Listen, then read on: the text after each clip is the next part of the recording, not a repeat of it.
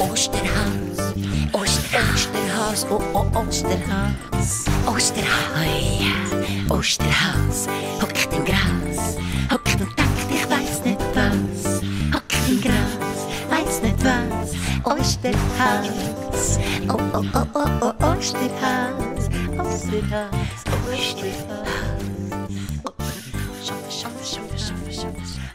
Der Osterhas liegt im Wald unter seiner alten Tanne, hat seine Vorderbeine hinter dem Kopf verschränkt, lässt sich die Morgensonne auf den Bauch scheinen und denkt über die Ostersachen nach.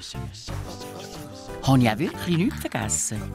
Habe ich alle Schokihasen und alle Zuckereile und Ostereier parat? Alles lässt er sich noch mal durch den Kopf gehen. Stört den Krähenkarli. Hey, alter Osterhas, weisst, was machst du? Hast du nichts mehr zu tun? Hast du allen Schokihasen ein Bändeli um den Hals herumgebunden? Ein Glöckli gehört im Fall auch noch dran. Hast aber nicht etwa gemeint, ich brauche dich, um das zu wissen, murmelt der Osterhas, ohne sich zu bewegen. Kannst ruhig wieder in dein Nest fliegen. Aber Krähenkarli föppelt weiter. Liegt nicht so viel rum. Lass dir mal etwas einfallen, etwas Neues. Nicht immer jede Ostern die langweilige Leer, Hühner, Ostereier vom gleichen Bauernhof. Heb deinen Schnabel und haus ab, macht der Osterhas nur. Quack, quack, schnabeln Krähen, flattert auf den Tannenast, direkt wie vom Osterhas, schaut mit den Augen und stichelt weiter. Es gibt im Fall noch andere Eier. Solche mit Tüpfli drauf und gestrichelte Eier und grosse Eier und ganz grosse und überhaupt. Hopp, mach dich auf die Pfoten und suche mal ein spezielles Ei. Das Kind das Jahr eine Abwechslung haben. Es muss ja nicht immer gerade ein Dinosaurier-Ei sein und auch kein Krokodilei, aber nicht immer nur ein langweiliges, gleiches, gewöhnliches Hühnerei. Jetzt heb endlich deinen frechen Schnabel, Karli. Ich hab prima Eier. Richtige, echte, feine Ostereier. Und im Fall erst noch wunderschöne, merkt ihr's. Das sagst du nur, weil du zu faul bist, eine neue Eiersorte zu suchen. Die Welt ist gross. Schreib dir das hinter deine langen Löffelohren. Sperr die Augen auf und stell deine Ohren mal im Wind. Langweiler. Stichlen Krähen weiter. Jetzt lass mich endlich in Ruhe mit deinem blöden Geschnappel, hässelt der Osterhas. Aber irgendwie hat er seine Ruhe verloren. Es zuckt ihm im Fell. Er kann nicht mehr gemütlich die Morgensonne geniessen. Langweiler, hänselt den Krähenkarli und fliegt über den Wald davon. Der Osterhas hockt auf die Hinterbeine, kratzt sich die Stirn und stellt seine Lampiohren kerzengerade in die Luft. In dem Moment fährt ihm der feine Morgenwind um die Ohren und flüstert ihm etwas zu. Es tönt wie Ostere, Insel, Osterinsel. Der Osterhas spannt all seine Muskeln und schaut an den Himmel rauf. Wie wenn er das, was ihm der Morgenwind zugeflüstert hat, dort oben finden würde. Weisse Frühlingswolken reisen über den Himmel. Zwei sehen aus wie kleine Eisbären. Sie rennen einander nach, wie wenn sie Pfangis machen würden. Plötzlich tutschen sie ineinander rein und aus diesen beiden Eisbärenwolken gibt es ein dickes Osterei. Der Osterhas wird ganz zwirbelig. Er streckt sich in seiner ganzen Länge und will das Wolkenei vom Himmel oben abholen. Das wunderbare Wolkenei würde dem Karli den Schnabel schön stopfen. Und die Kinder haben auch noch nie ein Wolkenei im Osternest gehabt, denkt der Osterhas und streckt und reckt sich noch mehr. Aber schwupps kommt ein Wirbelwind, fetzt durch das schöne Wolkenei und schränzt und reisst zwischwasch-wusch voneinander und abeinander in ganz viele kleine und grosse Wolkenfetzen, wo wie Inseln im Himmelmeer herumschwimmen. In dem Moment kommt dem Osterhas wieder in den Sinn, was ihm der feine Morgenwind ins Ohr geflüstert hat. Osterinsel, hat er doch gesäuselt. Das muss doch einen Zusammenhang haben, schwänzt der Osterhas und kratzt sich hinter den Ohren. Die Winde wissen nämlich viel. Sie sind älter als ich. Sie sind schon durch den leeren Weltraum gefegt, bevor es ein Stäubchen auf der Erde hatte, denkt der Osterhas. Er sitzt auf dem Waldboden, lehnt an seine Tannen an und mümmelt vor sich an. Osterinsel. Wieso heisst sie nicht Osterhaseninsel? Habe ich es echt falsch verstanden? Quack, quack. Mischt sich Krähenkarli schon wieder ein. Es gibt im Fall eine Osterinsel. Und zwar auf der anderen Seite der Welt. In der Nähe von nichts, mitten im Ozean. Aber es gibt keine Osterhaseninsel. Hast halt ein bisschen einen kleinen Verstand. Und was weisst du schon von der grossen, weiten Welt? Hopp ist ja immer nur nicht im Wald rum. Jetzt heb doch endlich deinen oberfrechen Latz, Karli, ärgert sich der Osterhas. Überhaupt, was flatterst die ganze Zeit da umeinander? Die Ostern ist meine Sache, ganz allein meine Sache. Gatt ich einen alten Hut an. Quack, quack. Meine Sache, deine Sache, die Osterinsel ist gebracht und du bist halt einfach zu faul, sonst nimmst du das Wort nicht nur ins Maul. Quack, quack, quack, quack. Und übrigens blüht sich mir wegen dir mein Schnabel noch lange nicht zu. Quack, quack, quack, quack. Und weg ist die Krähenkarli.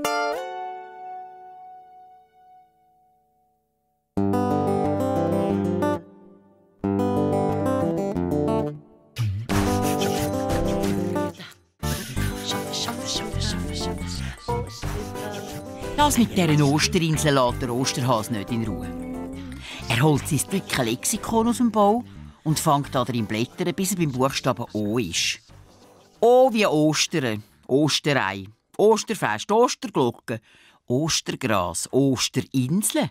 Tatsächlich, es gibt sie wirklich, mümmelt der Osterhas.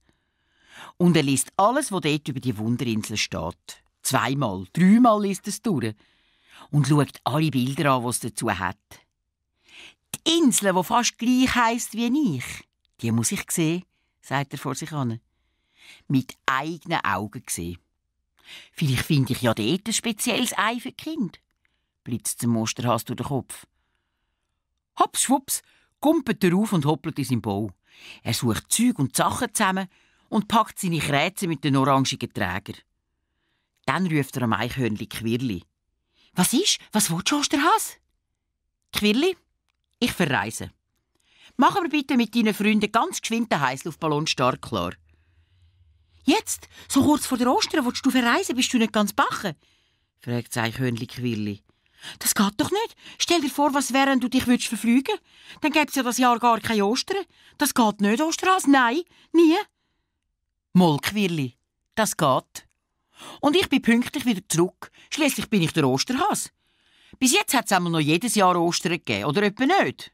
«Schon, aber du bist auch noch nie so kurz vor Ostern verreist.» «Schwätz jetzt nicht so lang, mach lieber den Ballon parat.» Und ohne noch ein Wort mehr zu verlieren, verschwindet der Osterhas in seiner Höhle.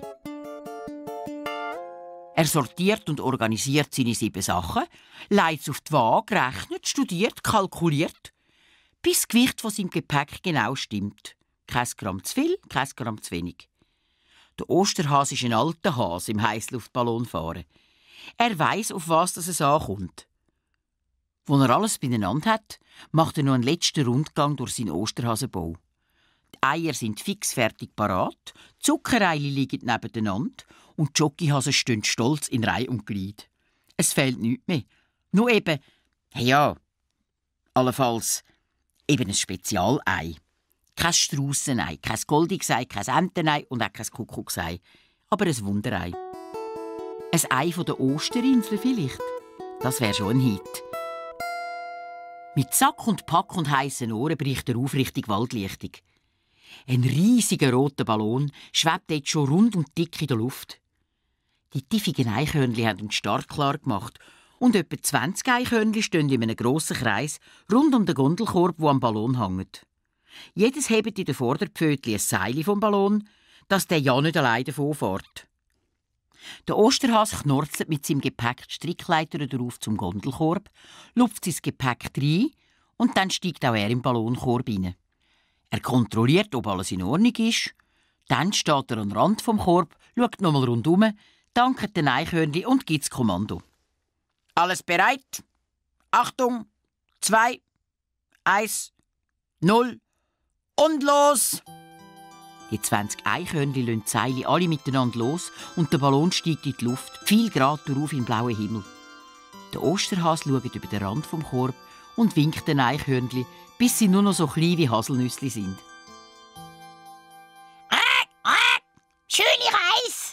schnabelt Krähenkarli und fliegt neben dem Korb mit. «Das staunst, gell?» ruft der Osterhas. «Nicht nur du kannst fliegen.» Aber ich brauche zum Fliegen keinen so einen komplizierten Ballon und keinen so einen kurligen Korb. Mir langen meine Flügel. Der Ballon steigt über den Wald, dann über die Kielspitze und der Karli flattert nebenher. Plötzlich stutzt der Osterhas. Nach seinen Berechnungen müsste der Ballon schneller steigen. Da stimmt doch etwas nicht. Hoppla, hat sich da nicht etwas bewegt? Der Osterhas stellt seine Ohren. Nein, der Osterhas ist kein Schisshas. Aber sein Herz klopft trotzdem wie wild und geht ihm fast in die Hose. Was liegt denn dort für ein Fell? Meine Fuchsfellkappe ist es nicht. Hey, das Fell bewegt sich ja. Der Ballon steigt, der Osterhas fixiert das Fell und schiebt vorsichtig die Kräzen ein bisschen auf die Seite. Ein buschiger Schwanz kommt zum Vorschein und zittert. Der Osterhas schiebt die Kräzen schwupps ganz auf die Seite. Oh oh, wer hückelt denn dort in der Wolldecke hinein versteckt?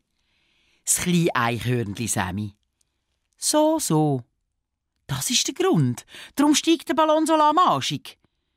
Die habe ich beim Gewicht austüfteln nicht mitberechnet. Und was machen wir jetzt mit dir? Das kleine Eichhörnchen Sammy nimmt seinen ganzen Mut zusammen und sagt: Mich mitnehmen. Bitte. Wohin fahrst du? Ganz weit auf die andere Seite der Welt, sagt der Osterhas oberwichtig. Wo ist das? Will das Eichhörnchen-Kind wissen. Das ist dort, wo wir dann landet, erklärt er kurz. Dann überlegt er, was er für Ballast abrühren soll, dass der Gondelkorb nicht mehr zu schwer ist und der Ballon endlich im richtigen Tempo steigen kann. Er lupft das Eichhörnchen Sammy auf. Nein, bitte nicht, nein, bettelt es vor Angst. Der Osterhas kümmert sich nicht um sein Jammern. Er konzentriert sich und wägt den kleinen Sammy mit seinen Pfoten. Das Eichhörnchen strampelt wie wild. «Jetzt hebt ihr mal still», schimpft der Osterhas. Dann hat er's. Er nimmt einen kleinen Sandsack, der gleich schwer ist wie das Eichhörnchen, und leert ihn über Bord. Der kleine Sammy setzt er wieder auf die Wolldecke am Boden vom Gondelkorb. Und schon steigt der Osterhas ein Heissluftballon schön schnell und pfeilgerade in die Höhe. Die Erde versinkt und wird ganz klein. Und gleich ist der Ballon ganz allein im weiten Himmelraum. Die Krähe Karli ist schon lange verschwunden.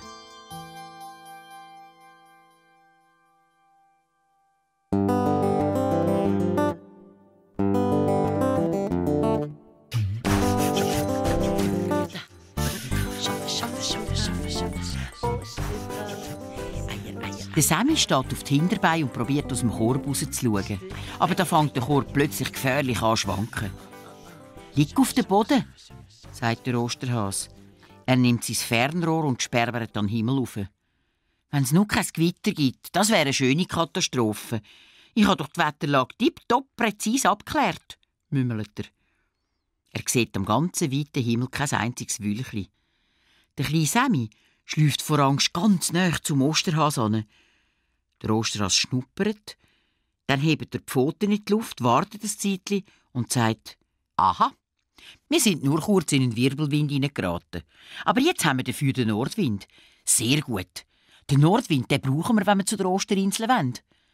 Der Gondelkorb hat jetzt das richtige Gewicht und wir haben den richtigen Wind. Es kann nichts mehr schief gehen.» Der kleine Sammy traut sich auch ein bisschen über den Rand vom Korb rauszugüchseln. Der Osterhas legt seine warme Fuchsfellkappe an und wickelt dem Sammy ein Tuch um den Kopf, weil die Luft so hoch oben, bis sie kalt ist. Der Heissluftballon gleitet mit Hilfe vom Nordwind wie ein Luftschiff über Land, See, Fluss und Meer. Der Sammy und der Osterhas schwätzen und plappern miteinander und strecken ihre Nasen über den Rand vom Korb, bis es anfängt zu dunkeln und die ersten Sterne funkeln. Dann liegen sie auf dem weichen Boden vom Gondelkorb, kuscheln aneinander an und decken sich warm zu und schauen in den Nachthimmel auf. Der Osterhas erzählt dem Sammy von den Fixsternen, von denen, die Jahr aus, Jahr ein immer am gleichen Ort sind. Und von den anderen, von denen, die wandern. Sie schauen und staunen und fliegen durch die Nacht.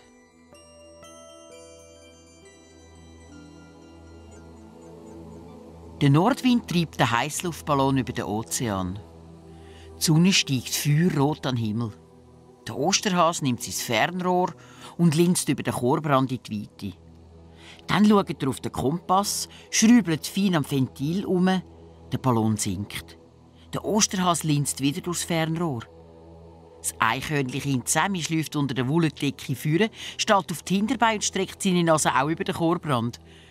Unter ihnen, mitten im Meer, sehen sie eine grüne Insel. Sie ist schon fast zum Greifen nahe. Plötzlich zieht der Osterhas fest am Ventil vom Ballon. Und langsam schwebt der Korb immer näher auf den grünen Boden zu und landet plumps direkt neben der Kokospalme auf dem weichen Moos. Der Osterhas steigt aus, das Eichhörnchen gumpelt am Baumstamm über und pfeckt ab auf den Boden.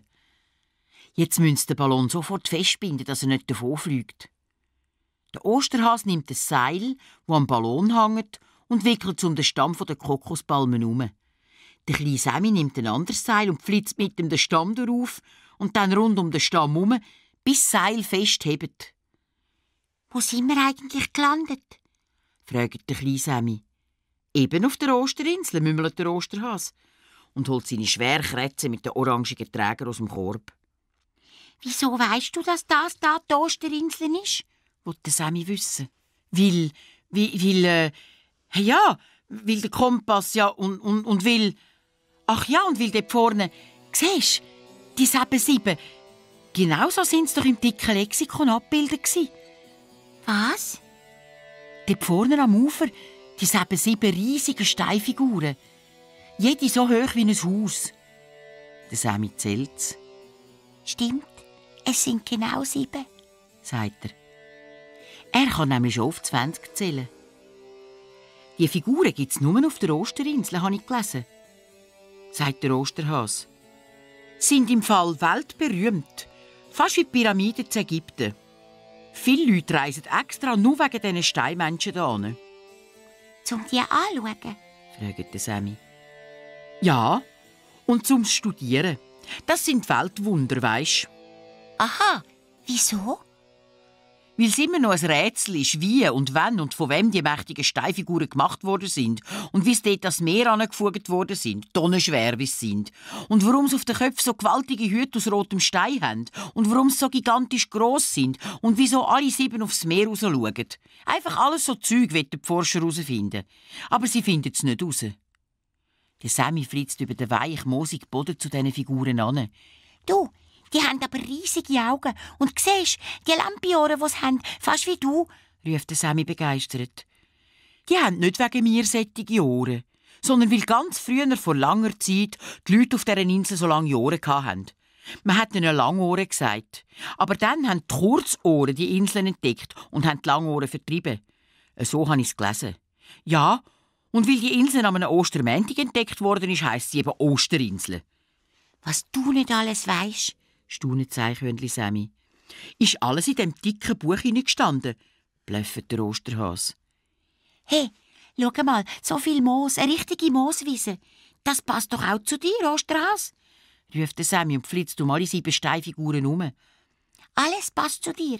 Der Name Osterinsel, das Moos, die Lampiohren, einfach alles.» «Komm mit, Sammy. Wir können jetzt nicht den ganzen Morgen hier verplempern. Wir wollen jetzt die Insel auskundschaften und ich will doch noch gerne so ein Ei finden.»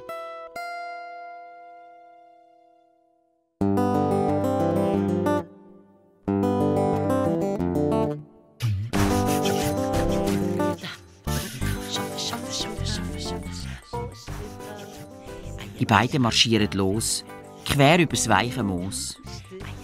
Plötzlich purzelt der Osterhas plumps mitsamt den Kräzen und liegt eine Länge auf dem Boden. Der kleine Sammy flitzt zu einem Mann. «Hey, was ist passiert? Hast du den Fuß verknackt?» «Nein, ich bin nur gestürchelt», sagt der Osterhas, kratzt sich hinter den Ohren und packt alles wieder in die Kräze, die rausgepurzelt ist. «Hallo», sagt da plötzlich eine tiefe Stimme. «Aha», macht der Osterhas, «über dich bin ich gestolpert.» «Jawohl, musst halt die Nase nicht in den Himmel aufstrecken, musst auf den Boden schauen.» «Entschuldigung, tut mir leid, Darf ich mich vorstellen? Ich bin der Osterhase und das ist mein Freund, das Eichhörnchen Sammy. Willkommen. Ich bin der Rano Kano, die älteste Schildkröte auf dieser Insel. Oho, Rano Kano. Und wie alt bist du denn? Fragt der Sammy und stellt seinen buschigen Schwanz in die Höhe. 203 Jahre alt. Uiuiui, so weit kann ich nicht zählen, sagt der Sammy. Die Schildkröte streckt ihren faltigen langen Hals ganz aus dem Panzer raus. Und von wo kommen ihr denn her? Von weit, vom Osterhasenland, piepset der Sammy noch, bevor der Osterhase etwas sagen kann. Osterhasenland. Aha. Und wie sind ihr denn da angekommen? Mit dem Schiff? Nein, mit dem Ballon, sagt jetzt der Osterhase. Aha. Ballon. Die alte Schildkröte schaut der Osterhase lang an. Dann sagt sie: Hast du aber lange Ohren, Osterhase? Wie frieren die Leute auf deren Insel? In dem Moment schlängelt sich eine dicke Eidechse hinter einem Stein führen. Ich habe alles gehört, züngelt sie. Aber ich habe nicht alles begriffen. Ich bin die Moai Tangata Moko. Osterhasenland. Osterhasenland. Hast du Osterhasenland gesagt? Noch nie gehört? Was ist das? Also da, wo ich das umschlängle, heisst es Osterinsel. Ich weiss, plappert der Sammy wichtig. Und ich weiss auch, warum die Insel so heisst. Jo, das ist eine alte und traurige Geschichte. Mischt sich jetzt wieder die Schildkröte Rano Kano ein. Eine traurige Geschichte, weisst?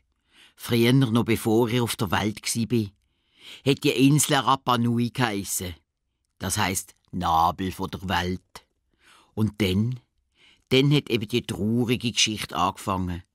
Dann, wo die Insel von den Kurzohren entdeckt worden ist. Ich weiss, sagt Sammy schnell. Ich will jetzt aber keine traurige Geschichte mehr hören. Aber ihr könntet uns doch die schöne Insel zeigen. Du, Rano Kano, und du, Moko. Ja, Moko ist auch recht, züngelt die Eidechse. Aber richtig heisse ich Moai Tangata Moko. Moko finde ich aber schön, sagt Sammy und fährt den Moko mit seinem buschigen Schwanz über die glitzerglänzige Haut. Die Moko ist ganz hin. Gehen wir, sagt der Osterhase ungeduldig. Und dann zieht die Gesellschaft los. Was wollen wir sehen? fragt Rano Kano. Eigentlich, im Grunde genommen, also, murmelt der Osterhase, eigentlich suche ich ein Spezialei. Sozusagen. Also los mal. Meine Eier sind zwar speziell schön, aber aus denen schlüpfen meine Kinder. Und so eins kann ich dir auf keinen Fall mitgeben. Ja, und die erst meine, die sind noch spezieller schön, züngelt Moko. Ich vergrabe sie immer ganz tief im Sand. Die darfst du auch auf keinen Fall nehmen. Sie wandern miteinander über den moosigen Boden, vorbei an Honigpalmen, Farnwedel, Bananenbäume, Papiermaulbeerenbäume, Säupfenbäume und plappern miteinander. Der kleine Sammy muss auf jeden Baum fritzen. Manchmal gumpt er vom einen zum anderen. Und der Osterhase keucht mit seiner schweren Krätze. Plötzlich bleibt er stehen, vor einem riesen Ei auf dem Boden. Hey, was ist denn das? Das gibt ein Menschenhaus, sagt Schildkröte Rano Kano. Sieht nur aus wie ein Ei, ist aber keins. Viele Häuser sind hier eierförmig. Schon wieder etwas, was zu dir passt, Osterhase, ruft Sammy und saust geschwind um das riesige Eierhaus herum. Du solltest dir die auch so ein Eierhaus bauen. Der Sammy und der Osterhase sehen noch 1000 neue Sachen. Auch dass die Dächer der Häuser aus getrockneten Bananen und Zuckerrohrblätter sind. Sie sehen Höhlen mit gemalten Bildern an den Felswänden. Und eine geheimnisvolle Schrift mit feinen, wunderschön gezeichneten Figürchen. Das ist die Osterinselschrift, züngelt Moko. Kann aber heute keine Knochen mehr lesen, sagt Rano Kano. Schon viele Forscher haben es probiert. Unsere Insel ist und bleibt ein rätselhaftes Stück Erde, mitten im Ozean, sagt die alte Schildkröte in einem geheimnisvollen Ton und schwenkt ihren langen Hals hin und her. Plötzlich macht der Osterhase einen Purzelbaum. Da, ich habe es gefunden. Da, ein Spezialei. Super schön. Ganz tüpfelt. Schaut, ruft er aufgeregt. In einem Busch hat er es entdeckt. Das ist ein Ei von der schwarzen Seeschwalbe, züngelt Moko. Das Ei ist im Fall ganz wichtig für die Insel. Immer im Frühling haben sie hier früher ein Fest gemacht. Und wer als Erster am König das Ei von der schwarzen Seeschwalbe gebracht hat, ist Vogelmann geworden. Ja, und es hätte jeder Vogelmann werden. Der Osterhase legt das prächtige tüpfelte Ei sorgfältig in seine Krätze und die Eidechse Moko zeigt ihm, wo er noch mehr von diesen tüpfelten Eiern von der schwarzen Seeschwalbe findet.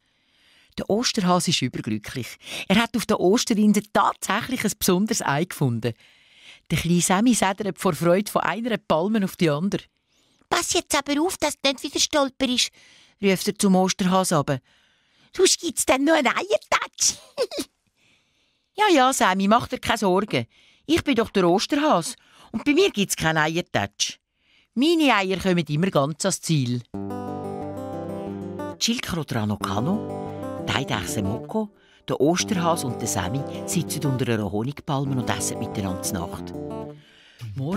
Morgen geht es dann mit dem Osterhasenballon wieder zurück, heim in den Osterhasenwald im Osterhasenland. Krähe Karli wird dann Augen machen, wenn sie die tollen, tüpfelten Seeschwalbeneier sieht, die der Osterhase das Jahr versteckt. Du musst schauen, vielleicht hat es in deinem Nestchen dann auch so eins. Osterhas, oh Osterhas. Osterhas, Osterhas, hockt im Gras. Hockt und denkt, ich weiss jetzt was. Hockt im Gras, weiss jetzt was. Osterhas, oh Osterhas. Osterhas, Osterhas. Schaffe. Osterhas. Eier, Femme. Eier.